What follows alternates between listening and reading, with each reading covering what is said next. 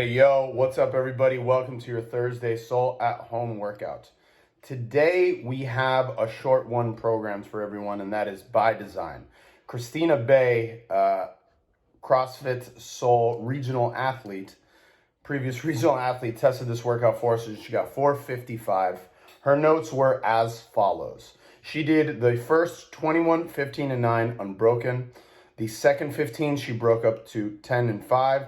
The last set of 21, she broke into 11, 5, and 5, and her time was 4:55. I want to start out by saying that because I really want everyone to understand the importance of doing these high-intensity short workouts. Oftentimes, people come to us and they say, I came to the gym today and I didn't really just want to do a 6-minute workout. I didn't really just want to do a 5-minute workout. Well, first of all, I'll challenge you and I'll say this. If you put the true amount of effort and time into the skill piece and warm up, especially something like we programmed today, which has a tremendous amount of lower back, glute engagement, activation, tissue activation exercise, and you also don't skip on the assistance work, that is more than enough exercise for the day, first and foremost. I don't typically encourage you guys to look at things from the time component point of view. I feel like if you get caught up in that, you can often feel like, man, I'm not really doing enough. What I'll tell you is this: when you get challenged with a workout like this, that's so short, something like Fran for some people in the 2-minute range, the concept here is you're selecting proper scales and proper weights that are going to give you the ability to push really hard so you can elicit that response. Okay, I'm going to quote Coach Greg Glassman in this, and he was in regards to the intensity training protocol, he says power and intensity is the independent variable most commonly associated with maximizing favorable adaptation to exercise. In layman's terms, that means that if you take a look at the most effective protocols of fitness across the board, intensity and power is the one thing that you're going to find across the board. Now, does that mean we should be doing that every day? Absolutely not. We often talk to you guys about central nervous fatigue. We talk to you guys about stress hormone. We talk to you guys often about recovery. And if you're always training that high intensity energy system, you're never going to recover and you're never going to elicit a favorable adaptation to your exercise protocol. However, if you learn how to dose it and you learn how to use it, you will see that favorable adaptation to your for your exercise protocol, if that makes sense. So you can't do it every day, but it is a very important piece to the puzzle. So when you see days like this, challenge yourself and understand that you're going to come in, you're going to select certain weights that are going to give you the ability to move fast. And that is the kind of test that it is. It's how much work can I do in this really short amount of time. You're also going to see a tremendous amount of hormonal benefit behind doing high intensity workouts just like this one.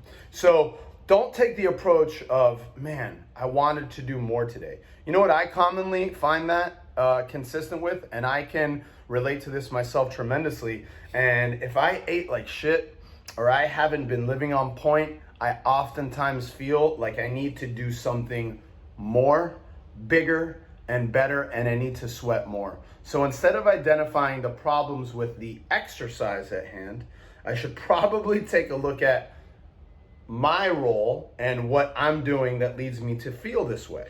The problem isn't the high intensity exercise that is prescribed.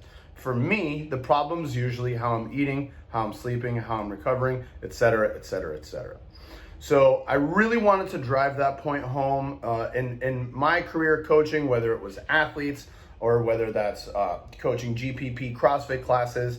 I've heard that a ton of times. Man, I didn't just want to come in and do a 3-4 minute workout. I get it. I can relate to that. However, you have to understand that there is a purpose and intention behind these things. They're not just thrown in there just because, if that makes sense. All right, let's move on a little bit. Just the suggestion for the weight. would be in the 225 range for men and 155 range for women. That obviously is in regards to the deadlift.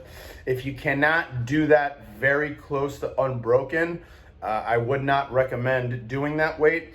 If you're at home and you do not have a barbell, you're fine, you're good to go. You can perform this with dumbbells, you can perform this with kettlebells. My one suggestion would be this: if you are gonna do them with dumbbells and kettlebells, you may wanna consider upping the rep ranges just a little bit. And I have an athlete note for you guys there. You may wanna consider doing something like 30, 20, 10, 20, 30, especially if you're using kettlebells, because your range of motion is going to be decreased. And just like always, using a heavy bag, using a D-ball, using a sandbag, using a cinder block, using anything weighted that you can stand up with and bring it back to the floor, maintaining an upright torso, maintaining a solid spine position is going to be acceptable in this workout. The last thing I'll talk about is the warm-up. And I know we touched on it a little bit, but warm-ups like this are incredibly important because look at the amount of hinging that we're doing in a workout like this. Shit, look at the amount of hinging we do in a week's worth of CrossFit, right? So that becomes the priority, right? Doing warm-ups like this, doing them slowly, thinking about your movement pattern, doing them with intention is a huge component. And that's exactly the mantra and what I want from you guys out of that kind of warm-up prior to going into the workout. The last thing I'll say is this, and I didn't really program this in the warm-up, but for something such high intensity and so short, we definitely would recommend you guys elevating your heart rate in your warm-up actually prior to starting the workout. Trust me from experience, in a high intensity workout like this, you definitely do not want the first time that your heart rate spikes to be in the middle of the workout, because it probably won't come down and you probably won't be able to control it, and it will probably happen really fucking fast. So my recommendation is sometime in that second or in the third segment of the warm-up, those 4 sets, you might want to kick up the intensity a little bit higher. That doesn't mean hold your breath. That doesn't mean move like a savage. However, kick up the intensity, and if you don't do it there, do it somewhere after the warm-up prior to your workout. You want to get your heart rate up a couple of times, so like a few sprints wouldn't be a terrible idea. Sprints, something in the 80-85% range. If you got a bike at home, doing a couple air bike sprints would not be a terrible idea. You want to spike your heart rate, let it come back down. Don't sit on the floor and lay down and start recovering. Find some kind of good rhythm with your active recovery prior to starting the workout. So again, spike your heart rate, let it come down a little bit, keep it up, and stay there until you start the workout. You don't want to get into full recovery mode again before starting a high intensity piece. All right, good luck to you guys. Stoked to see your results. Please keep posting. Thank you for supporting. Peace.